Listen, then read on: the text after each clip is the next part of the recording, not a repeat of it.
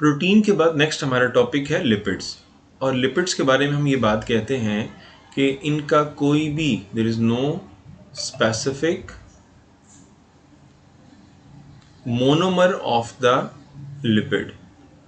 Just like हम कहते हैं कार्बोहाइड्रेट्स में हमने पढ़ा कि जो कार्बोहाइड्रेट्स का मोनोमर है वो मोनोसेक्राइड है, प्रोटीन का पॉलीमर है अमाइन एसिड, लेकिन लिपिड्स का कोई भी पॉलीमर नहीं है। रीज़न क्या है? ये इसकी डेफिनेशन में मेंशन है कि lipids are heterogenous group of compound.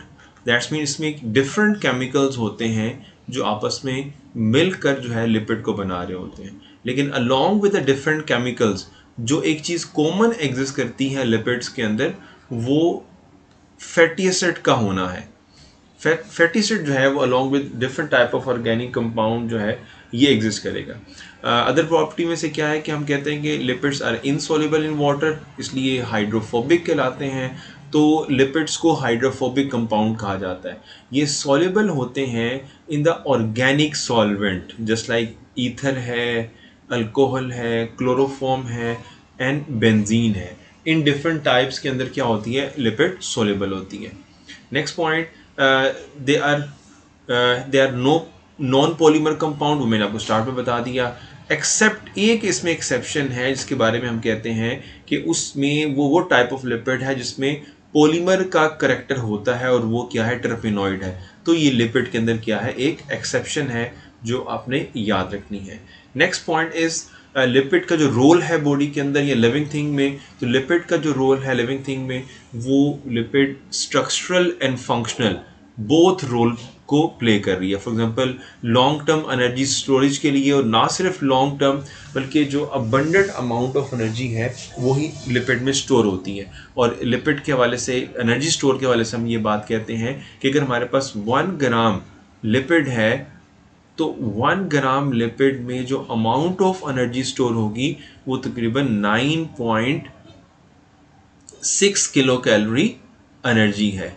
और अगर 1 ग्राम हमारे पास कार्ब हो, मतलब कार्बोहाइड्रेट हो, तो इसमें 4.1 किलो कैलोरी एनर्जी स्टोर होगी।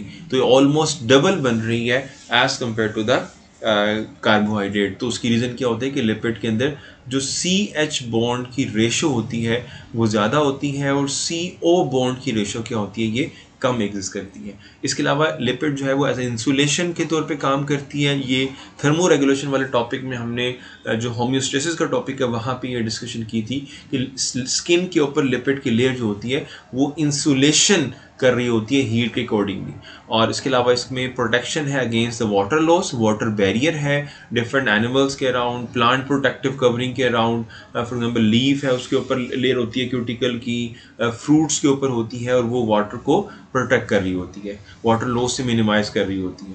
फिर प्रोटेक्शन अगेंस्ट डैमेज भी है, अब्रेसिव डैमेज जो एनिमल्स को होता है उससे भी लिपिड्स प्रोटेक्ट करती हैं। प्लांट जो कलरेशन है डिफरेंट टाइप्स की वो लिपिड्स की वजह से है, बिकॉज जो प्लांट डिफरेंट पिगमेंट्स हैं वो लिपिड इन नेचर है। फॉर एग्जांपल जो कैरोटेनॉइड्स हैं, कैरोटीन्स इन और जेंथोफिल्स की 2 टाइप्स हैं, ये नेचर वाइज केमिकल क्या है? लिपिड है। सो कलरेशन भी प्लांट की लिपिड की वजह से है।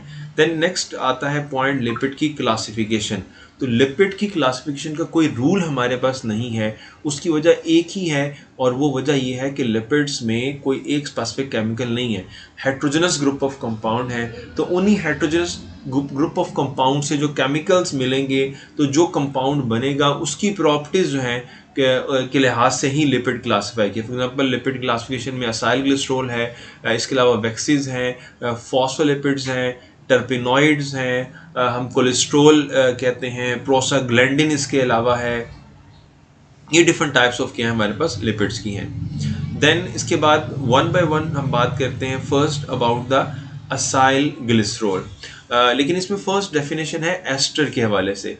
एस्टर हम किसे कहते हैं कि एक ऐसा लिंकेज जिसमें क्या होगा, एक तरफ कोई एसिड होगा जैसे जस्ट लाइक यहाँ पे कार्बोक्सिलिक एसिड है और दूसरे एंड पे कोई क्या है? अल्कोहल है। सो इनमें रिएक्शन होगा और वाटर मॉलिक्यूल इसमें क्या होगा? रिलीज होगा और ये जो कंपाउंड बनेगा इसको हम नाम देंगे, ये क्या है? This one is the ester.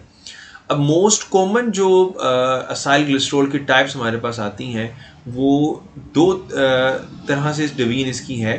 First is the number of the monosaccharide. For example हम कहते हैं कि फर्स्ट जो कैटेगरी एसाइल ग्लिसरॉल की है वो मोनो असाइल ग्लिसरॉल है। जो मोनो असाइल ग्लिसरॉल है उसको हम मोनो असाइल ग्लिसरॉल इसलिए कहते हैं कि इसमें एक फैटी एसिड होता है। फिर सेकंड टाइप होती है, उसमें कहते हैं डाई असाइल ग्लिसरॉल। इसमें दो फैटी एसिड मॉलिक्यूल एग्जिस्ट करते हैं और जो मोस्ट कॉमन टाइप है उसमें तीन फैटी एसिड हैं, इसलिए उसका नाम है ट्राईग्लिसराइड। इसको ट्राई असाइल ग्लिसरॉल भी कहा जाता है और इसी को न्यूट्रल लिपिड कहते हैं। वजह उसकी ये है कि जैसे हमने मोनो असाइल ग्लिसरॉल या मोनो ग्लिसराइड में ये बात की कि उसमें एक फैटी एसिड है तो दो हाइड्रोक्सिल अभी अवेलेबल है रिएक्शन के लिए। डाईग्लिसराइड में चूंकि दो फैटी एसिड है तो एक हाइड्रोक्सिल अवेलेबल है फॉर द रिएक्शन। लेकिन जो ट्राईग्लिसराइड है इसमें तमाम हाइड्रोक्सिल रिएक्ट कर चुके हैं और फर्दर कोई भी हाइड्रोक्सिल अवेलेबल नहीं है, तो हम कहते हैं ये न्यूट्रल लिपिड है। और ट्राईग्लिसराइड ही स्टोरेज फॉर्म है लिपिड की, स्टोरेज फॉर्म है। और इसी को हम कहते हैं ये सोर्स ऑफ एनर्जी भी है लिविंग थिंग में, सोर्स ऑफ एनर्जी। इसलिए कहा जाता है कि मोस्ट जो अबंडेंट और कॉमन हमारे पास असाइल ग्लिसरॉल है वो एक ट्राईग्लिसराइड है। अब इसकी फॉर्मेशन किस तरह से होती है? फॉर एग्जांपल ये ग्लिसरॉल है, इसकी 3 कार्बन है, first carbon, this one is second carbon and this one is the third carbon. अब फर्स्ट कार्बन के साथ रिएक्शन होगा और यहाँ पे हाइड्रोक्सिल और हाइड्रोजन और एक वाटर मॉलिक्यूल यहाँ से क्या हो जाएगा, रिलीज हो जाएगा। तो उससे फर्स्ट फैटी एसिड आएगा, उसको अगर ये फर्स्ट फैटी एसिड ही हो तो हम इसे मोनो असाइल ग्लिसरॉल का नाम देंगे। फिर ये सेकंड कार्बन के ऊपर फैटी एसिड आके अटैच होगा तो ये एक और वाटर मॉलिक्यूल यहाँ से रिलीज हो जाएगा, तो हम कहते हैं जो हमारे पास प्रोडक्ट बन गई है वो क्या है, वो डाईग्लिसराइड या डाईग्लिसराइड है या डाई असाइल ग्लिसरॉल है। फिर थर्ड फैटी एसिड के साथ रिएक्शन होगा कार्बन नंबर 3 के ऊपर और इससे मज़ीद एक वाटर मॉलिक्यूल रिलीज होगा और जो प्रोडक्ट हमारे पास बनेगी वो कहलाएगी ट्राई असाइल ग्लिसरॉल या फिर इसे ट्राईग्लिसराइड या ट्राई एस्टर ऑफ ग्लिसरॉल भी कहा जाता है। इसकी सिंथेसिस में इसका मतलब है कि 3 वाटर मॉलिक्यूल क्या होंगे, रिलीज होंगे। और जैसे कि मैंने आपको बताया इसके बारे में कहा जाता है कि ये सबसे अबंडेंट क्या है, असाइल ग्लिसरॉल है। अब चूंकि फैटी एसिड के बारे में हमने ये कहा कि फैटी एसिड जो है वो एक कॉमन मॉलिक्यूल है जो एग्जिस्ट करता है विदिन द लिपिड्स, जिसमें हम उसका फार्मूला जो बनाते हैं वो इस तरह से कि इसमें क्या होगा, ये एक कार्बोक्सिलिक ग्रुप है और उसके साथ यहाँ पर हमारे पास आर जो हाइड्रोकार्बन जो चेन है वो अटैच है। अब फैटी एसिड जो आर चेन में नंबर ऑफ कार्बन है वो कुछ वेरिएशंस हैं, यहाँ 4 अप टू 30 है, लेकिन पीटीबी के अकॉर्डिंगली हम कहते हैं कि ये 2 अप टू क्या है, 30 है। और ये 2 अप टू 30 जो नंबर ऑफ कार्बन है within the fatty acid R group, ये इवन नंबर के अंदर है। मतलब ओड नंबर वाले जो कार्बन है वो फैटी एसिड नहीं कहलाएंगे। मतलब 2, 4, 6, 8 और अप टू सो ऑन, ये तमाम के तमाम जो फैटी एसिड्स होंगे ये इवन नंबर वाले होंगे। सो एनिमल में straight chain fatty acid are found while in the plant this may be, ये एनिमल प्लांट के डिफरेंस आ गया कि इसमें स्ट्रेट चेन किसके अंदर होते हैं, एनिमल में, और प्लांट में ये रिंग्ड होंगे या फिर क्या होंगे, ब्रांच फॉर्म के अंदर एग्जिस्ट करेंगे। सोलबिलिटी ऑफ फैटी एसिड जो होती है, पहले भी स्टार्ट में भी हमने लिपिड की बात की, तो लिपिड चूंकि फैटी एसिड से ही कंसर्न बेसिकली कर रहे होते हैं तो ये ऑर्गेनिक सॉल्वेंट में सॉल्युबल होते हैं और इनका जो मेल्टिंग पॉइंट है वो इंक्रीज होता है with the number of carbon, और same as a melting point of कहते हैं फैटी एसिड्स में, और इनकी सॉल्युबिलिटी भी कार्बन नंबर पर डिपेंड करती। मतलब फॉर एग्जांपल आर चेन के अंदर जो हमारे पास नंबर ऑफ कार्बन्स हैं उसकी बेस पर अगर हम देखें तो जो इसमें सोलबिलिटी, फॉर एग्जांपल अगर हम कहते हैं आर में कोई फैटी एसिड में 12 कार्बन है और दूसरे आर के अंदर किसी के अंदर टोटल जो है वो 14 कार्बन है, तो 14 कार्बन वाला फैटी एसिड जो होगा इसका जो है सोलबिलिटी भी ज़्यादा होगी ऑर्गेनिक सॉल्वेंट के अंदर, और प्लस इसका मेल्टिंग पॉइंट भी क्या होगा, ज़्यादा होगा। सो मेल्टिंग पॉइंट और solubility link with the number of carbon in the fatty acid chain, उससे ही इसमें क्या करेगी, प्रॉपर्टी वेरी करेगी। अब जो फैटी एसिड में चेन के अंदर, जो आर चेन के अंदर एक और करेक्टर एग्जिस्ट करता है, फॉर एग्जांपल ये फैटी एसिड का स्ट्रक्चर है। अब इस आर चेन के अंदर एक और करेक्टर जो बहुत इम्पॉर्टेंट है वो ये कि इसमें टोटल नंबर ऑफ जो बॉन्ड होते हैं डिफरेंट मॉलिक्यूल्स के अंदर। फॉर एग्जांपल ये आर चेन है, इसमें कार्बन कार्बन के दरमियान इस तरह से लिंक के अंदर डबल बॉन्ड है या सिंगल बॉन्ड एग्जिस्ट कर रहा है।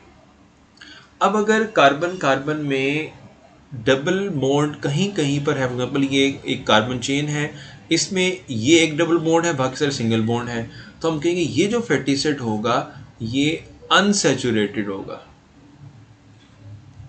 ये अनसैचुरेटेड है। जबकि सिंगल सिंगल बॉन्ड वाले जो है कहलाएंगे दे आर सैचुरेटेड। तो fats containing unsaturated fatty acid जो है they are liquid at room temperature, यानी वो कहते हैं हमारे पास लिपिड्स जिनके अंदर फैटी एसिड्स ऐसे पाए जाएंगे जिसमें कार्बन कार्बन के दरमियान सिर्फ और सिर्फ सिंगल बॉन्ड है तो वो सैचुरेटेड है, और डबल बॉन्ड भी कहीं है अलॉन्ग विद सिंगल बॉन्ड वो अनसैचुरेटेड, और वो किस फॉर्म में पाए जाएंगे, वो रूम टेम्परेचर पर लिक्विड फॉर्म में पाए जाएंगे और उनको ऑयल कहा जाएगा। और अमूमन जो प्लांट लिपिड होते हैं उनको हम कहते हैं कि वो ऑयल फॉर्म में पाए जाते हैं, क्योंकि प्लांट लिपिड्स क्या होंगे, फिर वो अनसैचुरेटेड होंगे। और वो फैट्स जो है जिसमें सैचुरेशन पाई जाएगी, यानी कार्बन कार्बन में सिर्फ सिंगल बॉन्ड होगा, उसे हम नाम देते हैं कि वो क्या है, वो सॉलिड फॉर्म में एग्जिस्ट करेंगे रूम टेम्परेचर पर, और उनको फैट्स कहा जाएगा। और अमूमन जो एनिमल लिपिड्स होते हैं वो फैट्स कहलाते हैं, क्योंकि एनिमल लिपिड्स अमूमन होते हैं सैचुरेटेड। लेकिन ऐसा नहीं है कि तमाम एनिमल लिपिड सैचुरेटेड है और तमाम प्लांट लिपिड जो है वो अनसैचुरेटेड है। प्लांट लिपिड भी ऐसे हैं जो सॉलिड फॉर्म में होते हैं, फॉर एग्जांपल जो कोकोनट ऑयल है वो सॉलिडिफाई हो जाता है। इसके अलावा एनिमल लिपिड में अगर हम देखें जो शार्क लिवर ऑयल है वो लिक्विड फॉर्म में है, दैट्स मीन वो क्या है, अनसैचुरेटेड होगा। बट कुछ एग्जांपल हमारे पास हैं, जस्ट लाइक यहाँ पे ब्यूटारिक एसिड है जिसमें क्या होता है, नंबर ऑफ कार्बन अगर हम देखें 4 होती हैं, और palmitic acid number of carbon जो है इसमें टोटल 16 होती हैं, और ऑलिक एसिड में नंबर ऑफ कार्बन जो है वो 18 होती है। तो ये 18 कार्बन वाला होता है, और जबकि यहाँ पर क्या है 16 कार्बन। तो जो ऑलिक एसिड है इसमें कार्बन नंबर 9 और कार्बन नंबर 10 के दरमियान क्या होगा, डबल बॉन्ड पाया जाएगा। तो हम कहते हैं ये बेसिकली वो कहते हैं लिपिड है जो ऑयल फॉर्म में होगा, और चूंकि इसमें एक डबल बॉन्ड है तो हम कहते हैं ये मोनो अनसैचुरेटेड है, यानी इसमें क्या होता है, एक सिंगल क्या होता है, डबल बॉन्ड पाया जाता है। इस तरह से डाई अनसैचुरेटेड भी लिपिड्स होते हैं। लिनोलिक एसिड, लिनोलिक एसिड जो है ये डाई अनसैचुरेटेड फैटी एसिड्स हैं। So linoleic acid is a di unsaturated fatty acid. Linoleic acid ये डाई अनसैचुरेटेड है।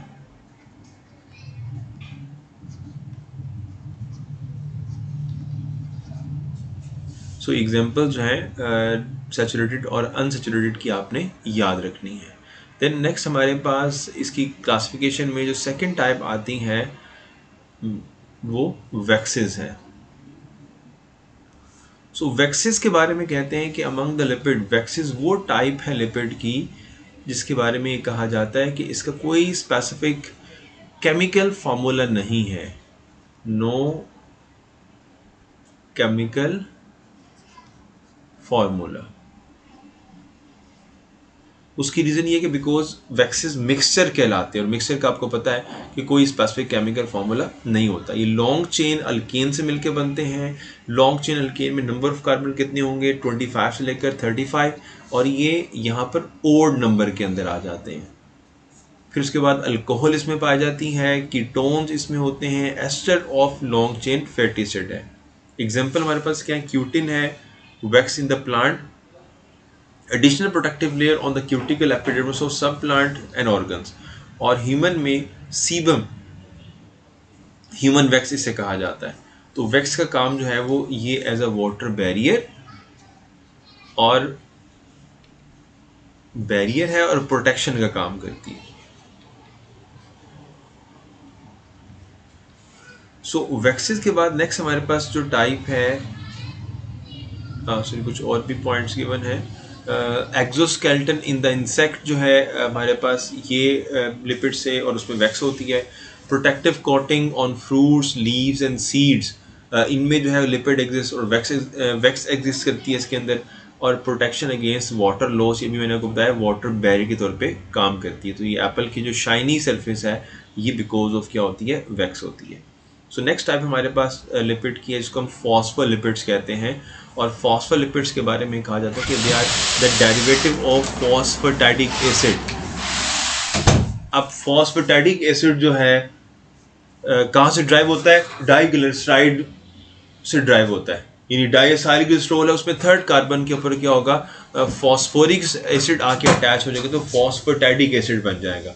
सो derivative of the phosphatidic acid, glycerol plus fatty acid and phosphoric acid, phospholipids plus phosphatidic acid और nitrogenous base साथ attach होगी तो इससे क्या हो जाएगा, फॉस्फोलिपिड बन जाएगा।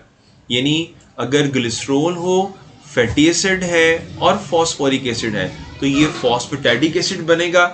और अगर फॉस्फोलिपिड्स हैं प्लस फॉस्फेटिक एसिड और इसके साथ अटैच हो गए नाइट्रोजनस बेस तो इससे क्या हो जाएगा, फॉस्फोलिपिड बन जाएगा।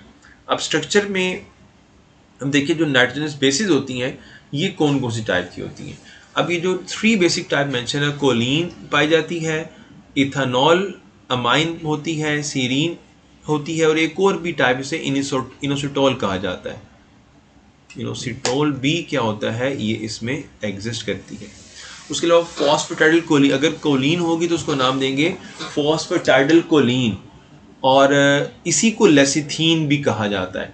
ये मोस्ट अबंडेंट है, this one is the most abundant type of phospholipid.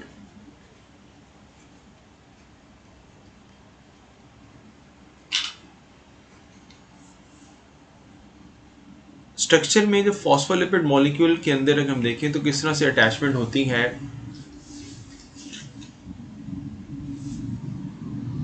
ये हमारे पास स्ट्रक्चर है फॉस्फेटिक एसिड का। अब इसमें जो फर्स्ट कार्बन है, सेकंड कार्बन है, इसके ऊपर अटैच है fatty acid molecule. Third carbon के ऊपर अटैचमेंट हमारे पास यहाँ पर है फॉस्फोरिक एसिड की, तो इससे क्या बन जाता है, फॉस्फेटिक एसिड बन जाता है। अब इसी फॉस्फेटिक एसिड में थर्ड कार्बन के साथ जहाँ फॉस्फोरिक एसिड है उसके साथ ये अटैच हो जाएगी नाइट्रोजनस बेस, तो उसे हम नाम देंगे, वो फिर क्या है, फॉस्फोलिपिड बन जाएंगे। और बेस की बेस पर नाम देंगे, यानी जिस टाइप की नाइट्रोजनस बेस वहाँ पे अटैच होगी उसी बेस पर नाम दिया जाएगा। फॉर एग्जांपल यहाँ पर अटैच जो है वो कोलिन है तो नाम इसका बनेगा फॉस्फेटाइडल कोलिन और उसको लेसिथीन भी कहा जाता है। और फॉस्फोलिपिड का जो इम्पोर्टेंट रोल है वो हमें पता है कि this is the basic component of the cell membrane. और सेल मेम्ब्रेन में इसकी अरेंजमेंट कैसे होती है कि जो फॉस्फोरिक एसिड है, इसके अलावा जो ग्लिसरॉल है एंड प्लस नाइट्रोजनस बेस, ये एग्जिस्ट करते हैं with in the head of the phospholipid. यानी फॉस्फोलिपिड मॉलिक्यूल के 2 पार्ट होते हैं, एक को हम कहते हैं हेड, सेकंड को हम कहते हैं टेल। तो जो हेड जिसको हाइड्रोफिलिक भी कहा जाता है, इसमें जो कंपोनेंट्स पाए जाते हैं वो कौन कौन से हैं, इसमें एक ग्लिसरॉल वाला पार्ट आएगा, उसके अलावा इसमें फॉस्फोरिक एसिड होगा,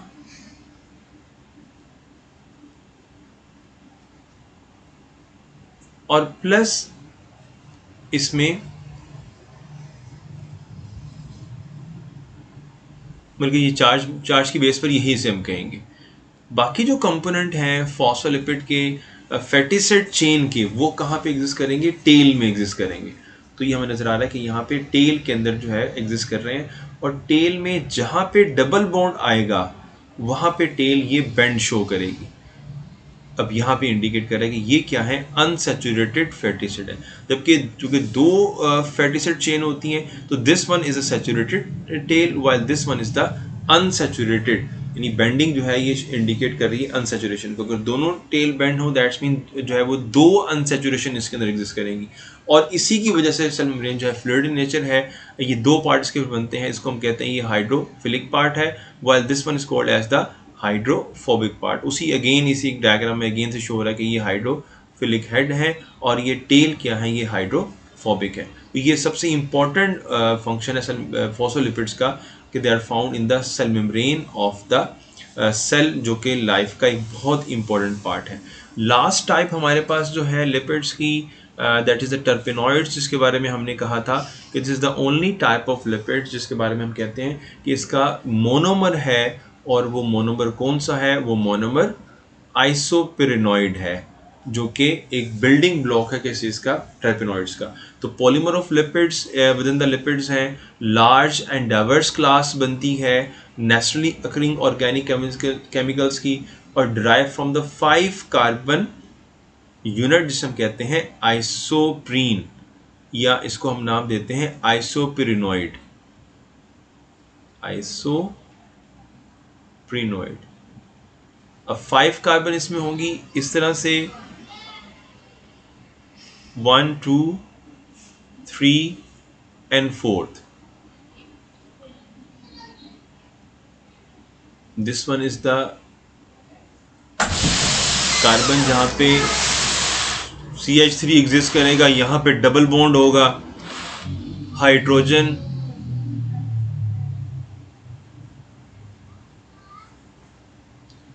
यहाँ पे वैलेंसी पूरी करने के लिए भी यहाँ पर क्या आएगी, हाइड्रोजन आएगी। तो this structure is called as the isoprenoid. So isoprenoid की जो टाइप्स आती हैं प्लांट के अंदर, डिफरेंट जो पिगमेंट्स होते हैं वो आइसोपेरिनॉइड की टाइप पे आते हैं, और जो नंबर्स हैं आइसोपेरिनॉइड के वो उसी बेस पर जो है ना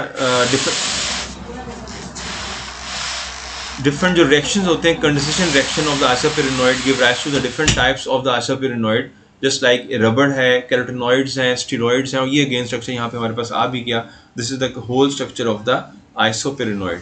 अब इसकी बेस पर इसकी डिफरेंट टाइप्स होंगी। फॉर एग्जांपल हम कहते हैं कि अगर किसी टर्पेनॉइड के अंदर 2 आइसोपेरिनॉइड होंगे तो उसको मोनोटर्पिन्स का नाम देंगे, मोनोटर्पिन्स। और जिसमें 4 आइसोपेरिनॉइड होंगे उसको नाम दिया जाएगा डाइटर्पिन,